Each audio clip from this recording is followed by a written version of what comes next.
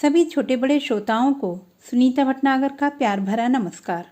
Audio stories के हमारे channel कहानी जगत में आप सभी का स्वागत है। आइए सुनते हैं मुंशी प्रेमचंद जी द्वारा रचित कहानी बड़े घर की बेटी। बेनी माधव सिंह गौरीपुर गांव के जमींदार और नंबरदार थे। उनके पितामह किसी समय बड़े धन धान्य संपन्न थे।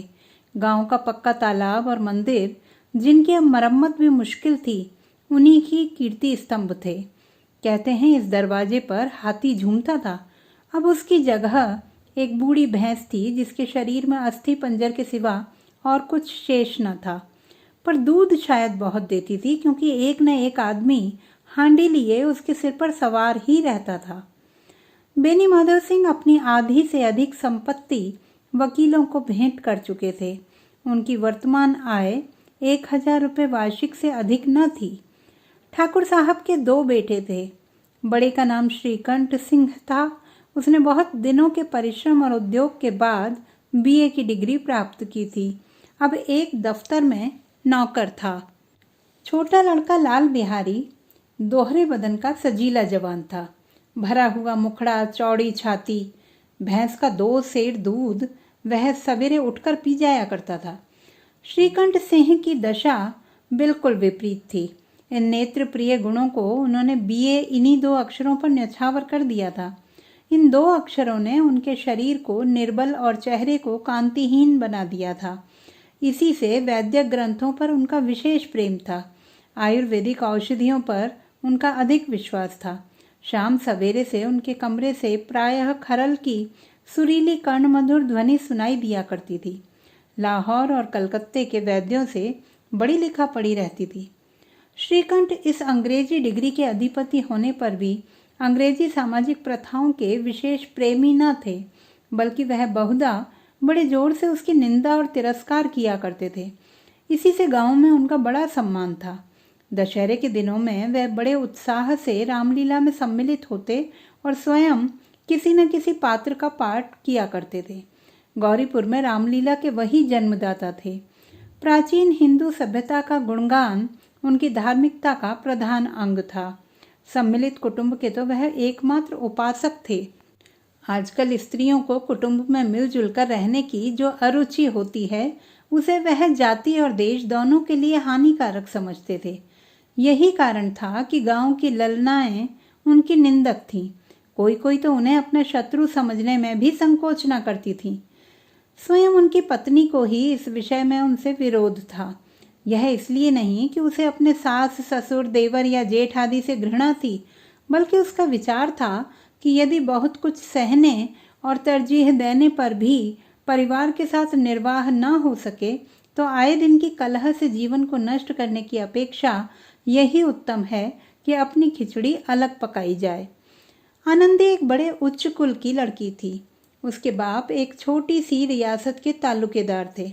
विशाल भवन, एक हाथी, 3 कुत्ते, बाज, बहरी, शिकरे, झाड़ फानूस, ऑनरेरी मजिस्ट्रेटी और ऋण, जो एक प्रतिष्ठित तालुकेदार के भोग्य पदार्थ हैं, सभी यहाँ विद्यमान थे। नाम था भूप सिंह। बड़े उदारचित्त और प्रतिभाशाली पुरुष, पर दुर्भाग्य से लड़का एक भी न था। 7 लड़कियां हुईं और दैव योग से सबकी सब जीवित रहीं। पहली उमंग में तो उन्होंने 3 ब्याह दिल खोल कर किए, पर 15-20 हजार रुपयों का कर्ज सिर पर हो गया तो आंख खुली, हाथ समेट लिया। आनंदी चौथी लड़की थी। वह अपनी सब बहनों से अधिक रूपवती और गुणवती थी। इससे ठाकुर भूप सिंह उसे बहुत प्यार करते थे। सुंदर संतान को कदाचित उसके माता पिता भी अधिक चाहते हैं। ठाकुर साहब बड़े धर्म संकट में थे कि इसका विवाह कहाँ करें। ना तो यही चाहते थे कि ऋण का बोझ बढ़े, और न यही स्वीकार था कि उसे अपने को भाग्यहीन समझना पड़े। एक दिन श्रीकंठ उनके पास किसी चंदे का रुपया मांगने आया। शायद नागरी प्रचार का चंदा था। भूप सिंह उसके स्वभाव पर रीझ गए और धूमधाम से श्रीकंठ सिंह का आनंदी के साथ ब्याह हो गया। आनंदी अपने नए घर में आई तो यहाँ का रंग ढंग कुछ और ही देखा। जिस टीम टाम की उसे बचपन से आदत पड़ी हुई थी, वह यहाँ नाम मात्र को भी न थी। हाथी घोड़ों का तो कहना ही क्या, कोई सजी हुई सुंदर बहली तक न थी। रेशमी स्लीपर साथ लाई थी, पर यहाँ बाग कहाँ। मकान में खिड़कियां तक न थीं, न जमीन पर फर्श, न दीवार पर तस्वीरें। यह एक सीधा सादा देहाती गृहस्थ का मकान था, किंतु आनंदी ने थोड़े ही दिनों में अपने को इस नई अवस्था के अनुकूल ऐसे बनाया कि मानो उसने विलास के सामान कभी देखे ही ना हों। एक दिन दोपहर के समय लाल बिहारी सिंह 2 चिड़ियां लिए हुए आया और भावज से बोला, जल्दी से पका दो, मुझे भूख लगी है। आनंदी भोजन बनाकर उसकी राह देख रही थी। अब वह नया व्यंजन बनाने बैठी। हांडी में देखा तो घी पाव भर से अधिक न था। बड़े घर की बेटी किफायत क्या जाने, उसने सब घी मांस में डाल दिया। लाल बिहारी खाने बैठा तो दाल में घी न था। बोला, दाल में घी क्यों नहीं छोड़ा? आनंदी ने कहा, घी सब मांस में पड़ गया। लाल बिहारी जोर से बोला, अभी परसों घी आया है, इतनी जल्दी उठ गया? आनंदी ने उत्तर दिया, आज तो कुल पाव भर रहा होगा, वह सब मैंने मांस में डाल दिया। जिस तरह सूखी लकड़ी जल्दी से जल उठती है, उसी तरह शुदा से बावला मनुष्य जरा जरा सी बात पर तिनक जाता है। लाल बिहारी को भावज की यह ढिठाई बहुत बुरी मालूम हुई। तिनक कर बोला, मैके में तो चाहे घी की नदी बहती हो। स्त्री गालियां सह लेती है, मार भी सह लेती है, पर मैके की निंदा उससे नहीं सही जाती। आनंदी मुंह फेर कर बोली, हाथी मरा भी तो 9 लाख का, वहां इतना घी नित्य नाई का हार खा जाते हैं। लाल बिहारी जल गया, थाली उठाकर पलट दी और बोला, जी चाहता है जीभ पकड़कर खींच लूं। आनंदी को भी क्रोध आ गया, मुंह लाल हो गया। बोली, वह होते तो आज इसका मजा चकाते। अब अपड़ उजड़ ठाकुर से रहा न गया। उसकी स्त्री एक साधारण जमींदार की बेटी थी। जब जी चाहता उस पर हाथ साफ कर लिया करता था। खड़ाऊ उठाकर आनंदी की ओर जोर से फेंकी और बोला, जिसके गुमान पर भूली हुई हो उसे भी देखूंगा और तुम्हें भी। आनंदी ने हाथ से खड़ाऊ रोकी, सिर बच गया, पर उंगली में बड़ी चोट आई। क्रोध के मारे हवा से हिलते पत्ते की भांति कांपती हुई अपने कमरे में आकर खड़ी हो गई। स्त्री का बल और साहस, मान और मर्यादा पति तक है। उसे अपने पति के ही बल और पुरुषत्व का घमंड होता है। आनंदी खून का घूंट पीकर रह गई। श्रीकंठ सिंह शनिवार को घर आया करते थे। बृहस्पति को यह घटना हुई थी। 2 दिन तक आनंदी कोप भवन में रही, न कुछ खाया न पिया, उनकी बाट देखती रही।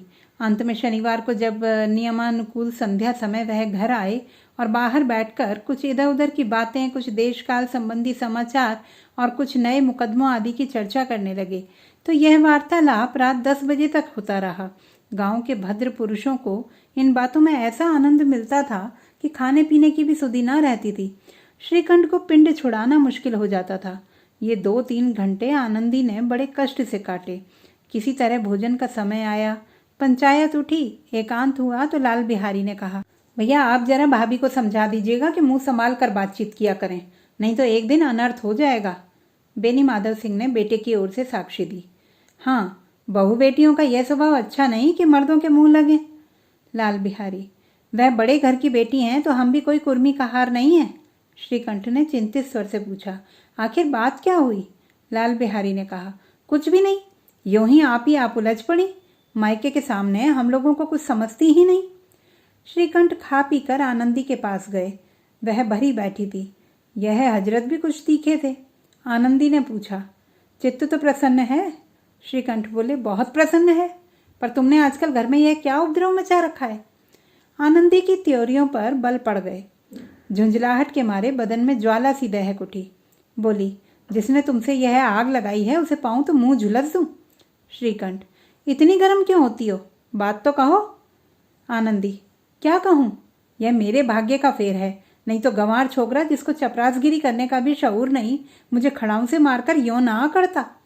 श्रीकंठ, सब हाल साफ साफ कहो तो मालूम हो, मुझे तो कुछ पता नहीं। आनंदी, परसों तुम्हारे लाडले भाई ने मुझसे मांस पकाने को कहा। घी हांडी में पाव भर से अधिक ना था, वह सब मैंने मांस में डाल दिया। जब खाने बैठा तो कहने लगा, दाल में घी क्यों नहीं है? बस इसी पर मेरे मायके को भला बुरा कहने लगा। मुझसे रहा न गया। मैंने कहा, वहाँ इतना घी तो नाई का हार खा जाते हैं और किसी को जान भी नहीं पड़ता। बस इतनी सी बात पर इस अन्यायी ने मुझ पर खड़ाऊ फेंक मारी। यदि हाथ से ना रोक लूँ तो सिर फट जाए। उसी से पूछो मैंने जो कुछ कहा है वह सच है या झूठ। श्रीकंठ की आंखें लाल हो गईं। बोले, यहाँ तक हो गया इस छोकरे का यह साहस? आनंदी स्त्रियों के स्वभावानुसार रोने लगी, क्योंकि आंसू उनकी पलकों पर रहते हैं। श्रीकंठ बड़े धैर्यवान और शांत पुरुष थे। उन्हें कदाचित ही कभी क्रोध आता था।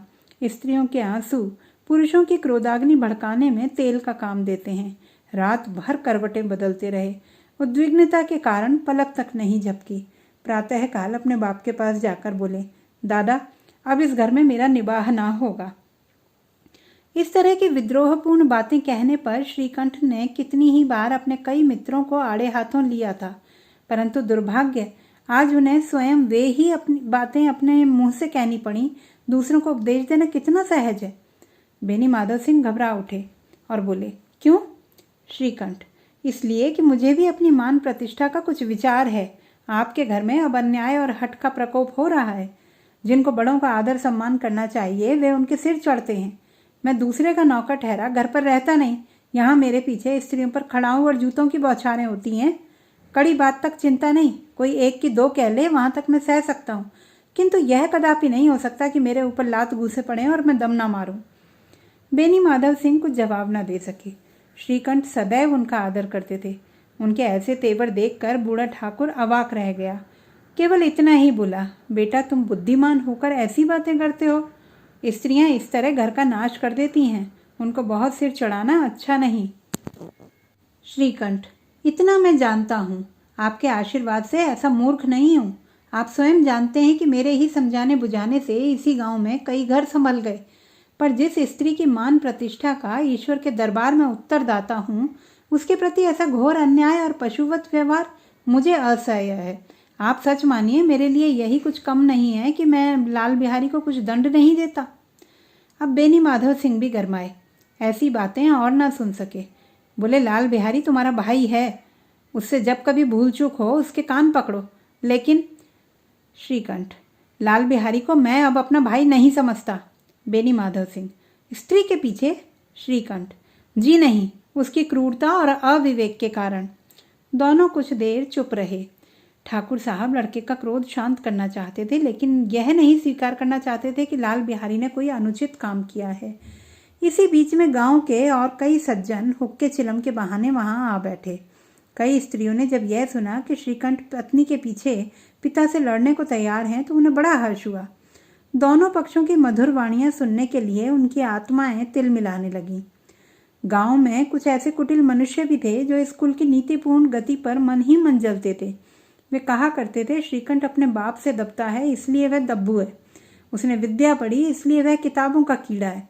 बेनी माधव सिंह उसकी सलाह के बिना कोई काम नहीं करते, यह उनकी मूर्खता है। इन महानुभावों की शुभकामनाएं आज पूरी होती दिखाई दी। कोई हुक्का पीने के बहाने और कोई लगान की रसीद दिखाने आकर बैठ गया। बेनी माधव सिंह पुराने आदमी थे, इन भावों को ताड़ गए। उन्होंने निश्चय किया, चाहे कुछ भी क्यों ना हो, इन द्रोहियों को ताली बजाने का अवसर ना दूंगा।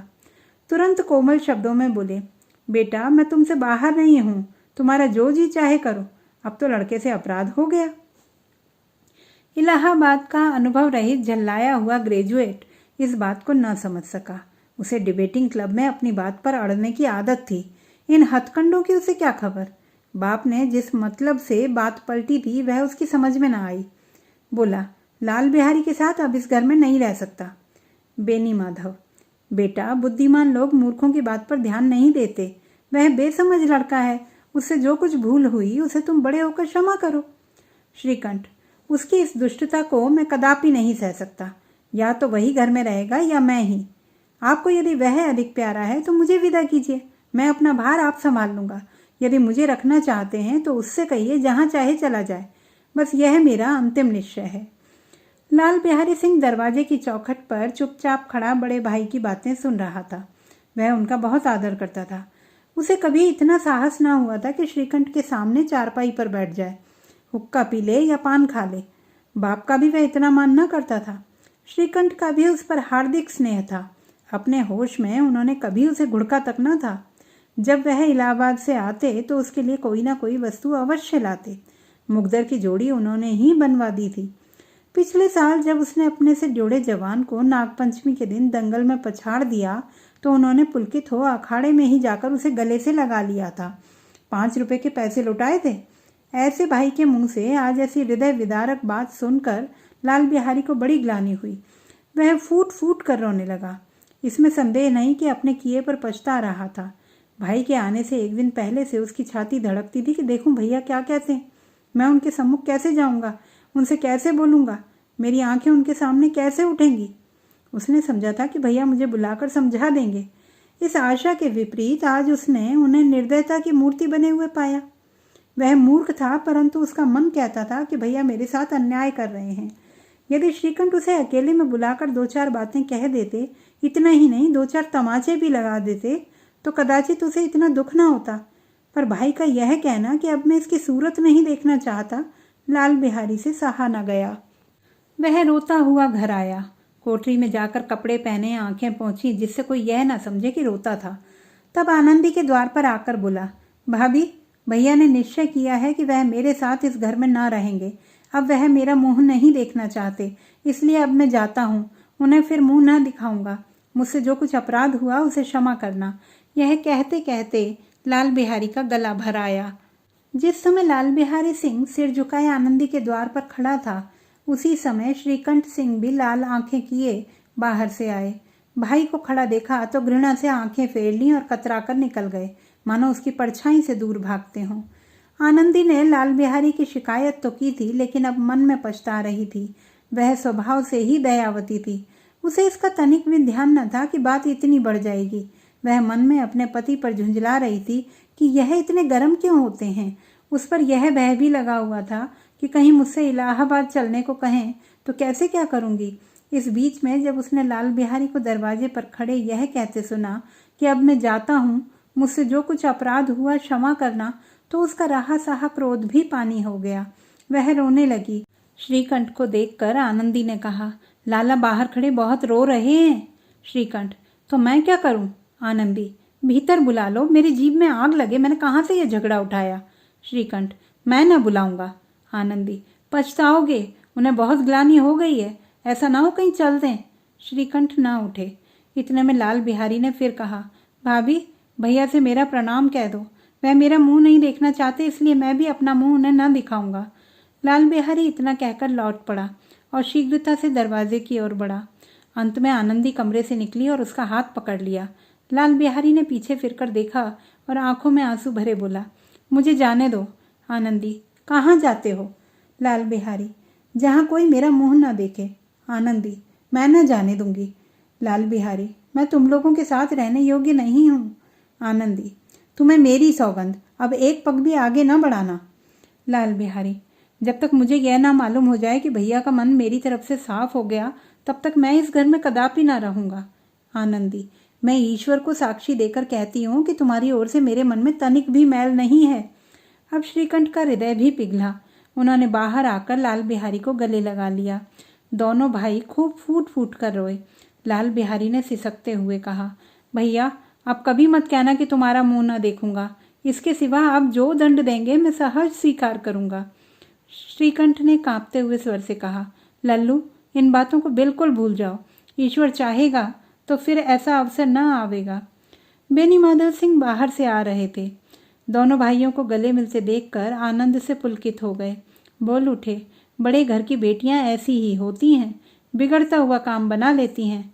गांव में जिसने यह वृत्तांत सुना, उसी ने इन शब्दों में आनंदी की उदारता को सराहा। बड़े घर की बेटियां ऐसी ही होती हैं। तो दोस्तों, ये थी हमारी आज की कहानी। आपको कैसी लगी कमेंट बॉक्स में लिखना ना भूलें। चैनल को सब्सक्राइब करें, लाइक करें और मित्रों के साथ शेयर करें। दोस्तों, यदि आप कविताएं पढ़ने में रुचि रखते हैं तो मेरा प्रथम काव्य संग्रह है स्पंदन पढ़ना ना भूलें। यह अमेज़न किंडल पर ई बुक के रूप में उपलब्ध है।